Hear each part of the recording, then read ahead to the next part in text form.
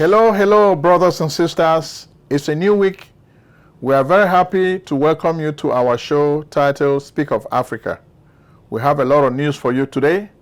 For the show of today, our theme is going to be Pan-Africanism or Pan-Plunderism. Most of you, the new Africans, the African youth, you're talking about the need for Pan-Africa ideas to reign. We want Africans to unite. We want a new Africa, a new spirit. On the other side, we still have those old guard who want just to plunder the state treasury, who want to run Africa like a drug cartel. That's the story of the news of today.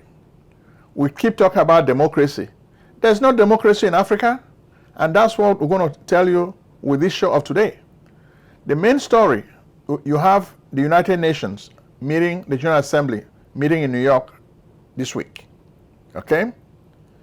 When the UN was created after the Second World War, the people of Africa had a lot of hope.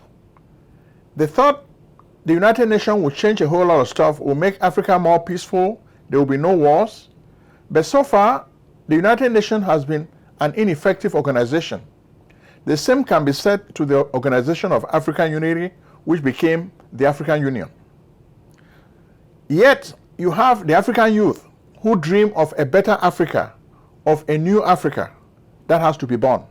The young people. When you look at the population of much of Africa today, it consists of young people under 30. The old guard are still there. They don't want to change. They don't want progress. The youth are suffocated. Their future has been mortgaged. That's the problem of the African story of today. You have those who want Africa to move forward. Then you have the old guard who want to keep Africa behind so that Africa can continue marking time. They benefit from the old Africa, whereas the young people want an Africa where they have a bright future. So that's the talk of war we face in Africa this week. And we're going to use different countries to illustrate this concept. We can even start with Nigeria as a perfect example. In the news, we see a lot of the young people agitating for Ibob, the indigenous people of Biafra. They want Mazi Nnamdi Kanu to be released. They have been clamoring for this, and they have been talking to Bola Tinubu. Then Bianca Ojukwu, who is the wife of the former leader of the Biafra movement. People are thinking that she can also plead with Bola Tinubu so that Nnamdi Kanu can be released. But so far this has not happened, and it creates problems whenever you have people who want Nnamdi Kanu to be released because they feel like there's no justice served. In a democracy, Nnamdi Kanu should have been charged with crime and everything would have been done. But every time they keep suspending judgment, because they cannot find any crime that he has committed. That's the sad part of democracy even in Nigeria, Africa's most populous nation. Under Bola Tinubu, we still see some of these players. As much as Bola Tinubu wants to run for 2027, he's playing all his cards. He has his underlings, stooges, such as NEWSWORTHY, a very big mobster who has really been creating havoc. And the news today has to highlight Omoyele Sowore. There have been attempts at his life and people are talking about it in Nigeria. Why does NEWSWORTHY want Sowore to be killed? So those are some of the stories that we are researching that are coming up. NEWSWORTHY is a politician. He used to be the governor of Rivers State, but he's still heavily in the news because he's even against Fubara, the present governor, who was even suspended because of NEWSWORTHY's machinations. Goodluck Jonathan even came out this week and was talking about electoral manipulations. When we manipulate the electoral system, when there's no justice, it creates a backlash. The people are not happy. So Nigeria should set a good example of good governance. But so far, even though NEWSWORTHY is of the PDP party, he's working with Bola Tinubu to do some of the dirty job. And people just feel Nyesom Wike is very corrupt. They show evidence of his corruption with a lot of deals, real estate deals, and they are really shedding light on this individual. If there's a Nigerian politician who is creating so much havoc in Nigeria, it is Nyesom Wike. He's always in the news doing the wrong thing. He takes advantage of his closeness with President Bola Tinubu. Oga was trying to reach you. I don't know whether you have spoken with you. No, I'm not. Okay, let me check in. That time you said I should call. Yes, sir. Yeah, what's the problem? Well, there's no problem except we asked that they should move the thing to the rack center they receive and the usual intimidation. Intimidation by who now? No, we know that's what they will do. It's just that arriving late a bit and trying to put up the disbursement and set up our. I don't know what you're saying. You're not saying that anything. Who is intimidating you? No, like me. Nobody is intimidating me. There are people there. Tell everybody to be there. Nobody. You couldn't did it. You couldn't say, don't move there. You couldn't did it. They couldn't do anything. You understand me? You couldn't go and did it. So the US say you will not do, you will not understand. Yeah. The US posted from where? From Plateau. From Plateau. But I'll call the Plateau man now. I'll tell him to tell me if he does not return my destiny, I will deal with him. Don't worry. No, let him just sign, that's all. Maybe that was if that he should return whatever, I'm going to make sure that I will kill him in this state. Don't worry. Hello. Hello, sir. Call the bank coordinator. Yes. Of Plateau, the man in the chair. Yes. That I said he should warn his man in Ghana. Okay, sir. That if he does rubbish, he should reform what he gave. That if he tries it, that will make sure that he will never leave the state. No problem. So the time like that he should warn him. If he's playing with people, he thinks that they will collect that and begin to do rubbish. That time that I said that you see what I will do to him. If that's how they be, and then too, I think the man in Ikwere, I think it's also Plateau. I think it's also Plateau. So find out and tell them that if I call the three coordinators that I say they should tell their people, if they want to joke with me, it's not me. I will kill them in this way before they leave. No problem. If they should return what they gave them, I will kill them. Just call the three of them. All right. So we're shining the spotlight on Nyesom Wike. So pay attention to this individual. He's been creating a lot of problems, and you Nigerians can really attest to them. Even Human Rights Watch has been saying, stop weaponizing the justice system, Mr. Bola Tinubu. You are using shady characters such as Nyesom Wike to weaponize the Nigerian justice system. This is not right. Try to show that there is democracy in Nigeria. Otherwise, you're going to make Nigeria just look like another banana republic. On paper, we think Nigeria has a democratic system. But in practice, the way Bola Tinubu is conniving with shady characters such as Nyesom Wike, you see that there's no democracy in Nigeria.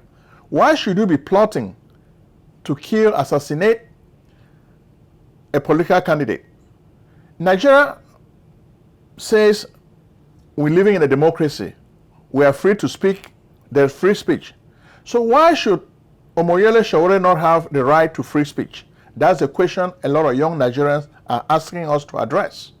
And we need to address this as soon as possible. Then we take you now to Ghana. Ghana is Nigeria's neighbor. This week, a lot of Ghanaians were celebrating Nkrumah Fest. You remember Kwame Nkrumah Osajifo, the guy who was dreaming of a United States of Africa, the guy who was dreaming of decolonizing the entire African continent. But Ghanaians connived with the CIA to overthrow him. His daughter, Samia Nkrumah, was leading the celebration of the 2025 Nkrumah Fest. So every year, people remember the good deeds of Kwame Nkrumah, the pioneer Pan-Africanist. This guy believes in one Africa, one parliament, one passport, one currency. These dreams have not yet come true. These dreams have been deferred. But we hope with the rise of younger Africans in Burkina Faso, such as Ibrahim Traoré, Assimi Goïta in Mali, Abdurrahman Tiani in Niger, some of these dreams will come to pass. What happens to a dream deferred? Should it die like a raisin in the sun? No, it should not die like a raisin in the sun. It should thrive. And that's the hope of the new generation of Africans. They have a new consciousness. They want to bring real democracy to Africa. It's a challenge. It's not easy. Democracy is not a cakewalk or a walk in the park. No. We have to fight to build real democracy. And which is why we're seeing the leaders in the Sahel, the Confederation of the Sahel, Burkina Faso, Ibrahim Traoré, Mali, Assimi Goïta, and Abdurrahman Tiani in Niger. September 16 marks the second anniversary of the Confederation of the States of the Sahel. So some of you are asking me, how has this been? Well, there's a lot of progress that has been marked. Some people, especially the detractors who are part of the colonial group, they are saying that, okay, after 2 years, nothing has been done. That's not true. A lot has been done. Much remains to be done. First, Ibrahim Traoré and his partners are working on having one parliament for Africa. They are working on having one passport, a single passport for Africa. They are working on having a single currency for Africa. So those are the three main ideas. Socially, we need to have one passport so that Africans can travel from one place to another. Economically, we need to have a single currency. The ECO was suspended because it did not really represent the aspirations of real Africans. Now, I even have a video I will share with you. A young lady shared this with me. Then after that, I received the same video from so many other Africans who are dreaming of a better future for Africa. They are blaming the colonialists, France, the United States, Britain, for underdeveloping Africa, for interfering in the affairs of Africa. So the good thing the Confederation of the Sahel States have done is that they have kept the colonialists at bay. They have started dismantling those colonial structures. So let you take a minute to watch this video that so many of you sent to me. Watch it. My Africa people, I will tell you, this is one of the best videos I have come across. Listen to Ibrahim, the president of Burkina Faso, my people. Oh, don't forget to share. Watch. One passport, United States of Africa. From today, we begin building a single African passport. It will be called the Afro passport. At the top, it will say United States of Africa. And below, it will show your country of origin, for example. United States of Africa, Ghana. United States of Africa, Senegal. United States of Africa, Ethiopia. This passport will allow any African to move freely across all 54 countries. No more visa walls. No more border harassment. No more shame. We are family. How can a brother ask his sister for a visa? Any country, even America or Europe, that refuses to accept the Afro passport will be excluded from our hearts, our markets, and our future. We will say, you reject our people, we reject your politics. One economy, free trade for Africans. We are creating one strong African economy. No more borders in trade. No more taxes between African countries. No more waiting for permission from foreign powers to do business with our neighbors. Why should a farmer in Mali struggle to sell tomatoes in Niger? Why should a mechanic in Togo suffer just because the factory is in Ghana? From today, all African goods will move freely across Africa fast, easy, and tax-free. We will sell to each other first before begging others outside. One money, the Afro money. Our new currency will be called Afro money. Say it with me, my people, Afro money. This currency will not be printed in Paris. It will not be controlled in London. It will be ours printed in Africa, owned by Africans, backed by African gold, oil, gas, lithium, and ideas. Each note of Afro money will celebrate our countries. We have 54 countries, so 54 notes, each one showing the beauty, history, and culture of one African nation. Imagine holding a 20 Afro note with a picture of Rwanda, a 50 Afro note with the pyramids of Egypt, a 100 Afro note with the lions of Tanzania. This is how we celebrate each other, not fight each other. Some African leaders are not happy with this plan. I will not name them for now because I still believe in unity and diplomacy. But I say this, if you love your people, join us. If you love your country, join us. If you love Africa, then you must stand for unity.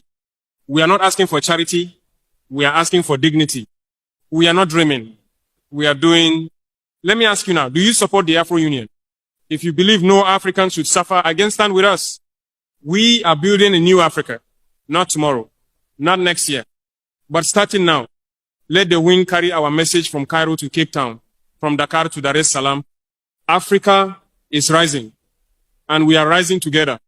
Afro Airlines, Fly Africa, Love Africa. My dear brothers and sisters, it is often cheaper to fly from Lagos to Paris than from Lagos to Bamako. That is not normal. That is not acceptable. So we are launching a new airline owned by all of Africa. It will be called Afro Airlines. This will be our official continental carrier with affordable tickets for every African students, workers, mothers, elders. No more 600 flights just to visit your neighbor. Afro Airlines will fly to every African capital. And do you know what the slogan will be? Fly Africa, love Africa. It will connect our people, our artists, our traders, our families. We will train African pilots. We will employ African engineers. The jobs will stay here, the money will stay here, and the pride will grow here. We are no longer going to wait for foreign airlines to carry us within our own land. Free housing, a home for every African. Now listen carefully. No African will sleep on the street again. Not in Nairobi, not in Niamey, not in Nouakchott. We are building free, clean, modern homes for every African citizen, young and old. Every mother, every child, every elder deserves a roof above their head. Thank you very much for watching that video. So you can really see that in Niger, we found out that the GDP increased from 8% to 15% just because now Niger can control a lot of its own natural resources. Similar statistics, even the World Bank is reporting that Burkina Faso has better GDP compared to 2 years ago before Ibrahim Traoré came to power. Same thing with Mali. After some of these firms, French firms, were kicked out of Mali, the country is really doing better financially because the money is not going to France anymore. The people are keeping their money in their country. So this is a good development. We know there's an issue with human rights, but we'll have to address it. In Burkina Faso, Ibrahim Traoré has just been releasing some of the people who were arrested. He freed them, okay? So people can complain about dictatorship. He's freeing a lot of these people who have been arrested. So these three guys may not be angels, but I think they are doing things which should take Africa in the right direction, and which is why the average African youth believes in them. People may ask, Prince Ojong, why is the youth of Africa crazy about Ibrahim Traoré? Why are they crazy about Assimi Goïta? Why are they crazy about Abdurrahman Tiani? It's because these guys have shown that they are not puppets. They may be going to Russia, and I know some people don't like Russia and Vladimir Putin, but at least you need somebody to make a friend. If America is your enemy, then let Russia be your friend, because at least Russia would fight with you. You cannot just be without any friends. That's really the argument. Okay? Next, we take you to Ambazonia and La République du Cameroon. In La République du Cameroon, this morning we were told that Paul Biya has decided to return to Switzerland for a medical leave. Actually, the presidential election in Cameroon will take place on October 12th. Biya is leaving his country on September 21st to go to Switzerland, Geneva. They may say private visit, but really it is a medical leave. He's going to get medical treatment. That's really the truth about it. Biya has been saying that he's running for president for an 8th term. Have you seen him out there campaigning? No. The only people you see campaigning are members of the opposition. Finally, they have made Issa Chiroma their consensus candidate. Alice Nkom, the lawyer, supports Issa Chiroma. Maurice Kamto supports Issa Chiroma. So there's a lot of people supporting Issa Chiroma. But where is this support really going to go? Even Brenda Biya has been making news this week. When she spoke on TikTok, in a video, she said, Cameroonians, please don't vote my father. My father is evil. My father has kept you guys in misery. Similarly, has kept me in misery. So don't vote my father. Well, if things were that easy, this voting means nothing. Paul Biya knows that the vote doesn't count. This is just a way to blindfold Cameroonians. Whether you vote or you don't vote, Paul Biya controls ELECAM. Paul Biya controls the Constitutional Council. So these two organizations are going to say Paul Biya has won. In fact, a secret we're going to share with you. In July, the security services prepared a dossier which they shared with Paul Biya. They told him, the way it looks, you're going to lose this election. You're going to lose this election because the opposition is very strong. To help you, we decided that Maurice Kamto should be disqualified to make things easy for you. But it's still not an easy walk to the 8th term presidency. We're going to try to fragilize the opposition because within your ruling party, CPDM, there's going to be a coup d'etat against you.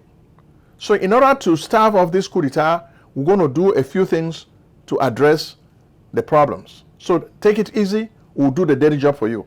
You don't have to campaign. You are sick and dying. So just take it easy, we'll be fighting for you so long as you give us money. And of course, which is why Paul Biya is squandering the treasure of the country to feed the pockets of these bandits. He has to pay them off. He has to pay these bandits. You look at Cameroon, after over 40 years in power, Cameroon has a serious issue with roads. The roads are very bad. Every day you see Cameroonians dying on the highway, dying every day. Paul Biya doesn't care. He cares now only about his health. So he left this morning for Switzerland. He may even be there until the election. So they will vote. Paul Biya will not even be in the country. He doesn't care. They will just make him president. If he dies over there, because the way it happens, sometimes this may be Biya's last visit to Switzerland. The way I look at it, he may never return. He may die over there. He may not return to Cameroon. So this may really be a farewell for Biya. He will win, but he may not even return. It's almost the same thing that happens in Chad. After Idriss Itno won the election, he was killed. So it may become like a Pyrrhic victory. Biya wins the election, but he will not be able to rule. That's what we foresee. Then we're going to see the real fight for power. That's what is going to commence. Because the folks in the north are determined not to let power stay in the south. They want to fight. Maurice Kamto could not fight. He's a weakling. But the people in the north have decided that they're going to fight this time for power. They're not going to let it go the way Maurice Kamto did or the way Frundi did. All these guys won, but they allowed Biya to steal their victory. The northerners have said no, they will not let Biya steal their victory. They will fight for it. They will go to the streets and fight. So they are ready. So the way we see it, the future of Cameroon is really bleak. It's really bleak from what we see. Things are not really auguring well. Biya may die when he goes to Geneva this time because he's going to go for treatment, and he may stay there for more than a month. On the 12th, the elections are taking place. So in less than a month, the elections are taking place. He will be absent. So he will not even be present when the elections are taking place in his country. After all, he's just a visitor to Cameroon. He stays in Switzerland and visits Cameroon whenever he wants. That's the reality. But the Ambazonians too have decided that they're not going to allow Oga Emmanuel Macron to impose another leader on them. They're going to do everything possible to make sure that the voting doesn't go smoothly. The schools will not resume.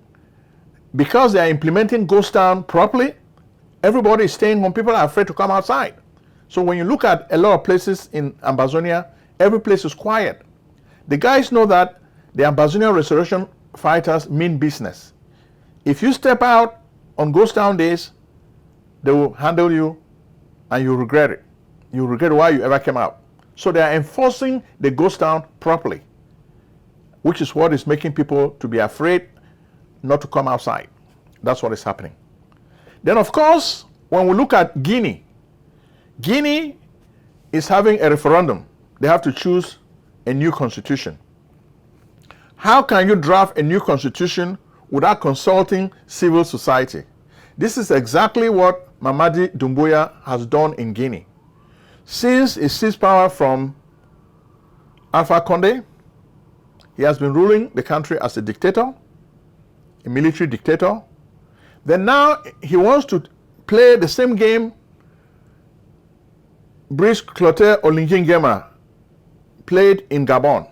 He's just playing games. He's doing this for show. Guineans are going to vote him as the new president. But the civil society has not been part of the process of democratizing the country. So how can such a move be genuine? This is fake. This is another fake election. This is going to be fake democracy. And this is why the young people are going to rise against Mamadi Doumbouya. The same way he overthrew Alpha Conde, they're going to overthrow him. It's not going to last. Mamadi Doumbouya is different from Ibrahim Traoré. Ibrahim Traoré is a man of the people. He is anti the colonial guys. But Mamadi Doumbouya is a tool of the colonial masters. So he's not bringing any change to the country. He's a servant of the colonial masters. So the young people don't even want him. He will impose himself, but we know a coup d'etat will come and take him out. That for sure. Then what about Ivory Coast? Alassane Ouattara has made it impossible for the other guys to run. So he wants to win a fourth term smoothly. But things are not going to be smooth. There's going to be a lot of rough patches. It's not going to be easy. Laurent Gbagbo and his other opposition candidates are going to make things tough for Alassane Ouattara, who can bet on that. Trust me, things are going to be tough. Then what about Chad? Mahatma Debi Itno has decided to remove term limits in Chad so he can run for president for life. Nobody else can run for president. Success Masra was kicked out in prison so he can run for president forever. All the other opposition candidates have been killed or jailed, so he has free reign to do whatever he wants to do in the country. How is this going to play out? Well, when chaos emerges, don't say, I did not tell you so. I always tell you so because I understand the politics in this region. When you make democracy impossible, you make coups possible. So another coup is going to come and take out Mahatma Debi Itno in Chad. Then what about South Sudan? Well, in South Sudan, we've heard a lot of stories about state capture. Salva Kiir and his vice president are stealing the resources, looting the resources of the treasury. You will not believe it. They are looting like crazy. They don't care about their people. There's poverty everywhere, just like the other predatory elite in other African countries. The elite in South Sudan is stealing from the people with joyful abandon. So it's very, very sad. Look at what Africans do to their own people. So, which is why when somebody takes these guys out, don't blame the young people, because these guys are stealing and stealing and stealing from the people. Then what about Tanzania? Tanzania has had a budding democracy, but since the death of John Magufuli, Samia Hassan has taken over the country. We were thinking she's going to relax the system and make it democratic. But she has banned opposition candidates from running for president. So she's going to run unopposed. And we shared a video with you in the past. This lady had over 75 cars driving past her in a very big entourage. In a country of poor people, why do you need 75 cars to be trailing you? Only insane African presidents. Somebody says Africans are power drunk. A lady who should be a mother, who should be filled with the milk of human kindness in her breasts, but her breasts are filled with poison. Poison. She's wicked, kills opposition, jails them. Then what can you do? The lady is evil, more evil than Lady Macbeth. And that's what we see. So in Africa, while the young people are clamoring for Pan-Africanism, where we have one parliament, one currency, one passport, on the other hand, you have the old guard who wants to keep Africa in perpetual poverty. The predatory elite steals all the resources, while the populace, the masses, have nothing to eat. They stay hungry. This would have to give, and that's what we predict on this show. So we thank you if you've been following our show up to this level. Watch and share the show with your friends. Tell us what we can do to engage you. Let this not be a monologue. Please comment. Whenever we tell you to comment, you comment. Let's have a debate. What do you think? Pan-Africanism versus Pan-Plunderism. That's what I see in Africa. You have people who are plundering the treasury in Africa. They are looting all our resources. Then you have the youth on the other side who are dreaming of a better Africa. One day, we'll have our dream of Pan-Africa realized. Pax Africana. Bye-bye.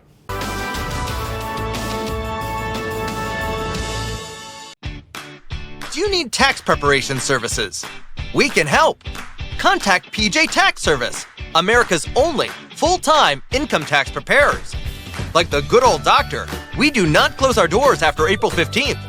In fact, we stay open all year round in order to serve you. We are located at 11207A, Lockwood Drive, Silver Spring, Maryland, 20901. Make an appointment today with Prince Ojong, your tax expert. Call 240-350-1131 or visit us on the web at www.pjtaxservice.com.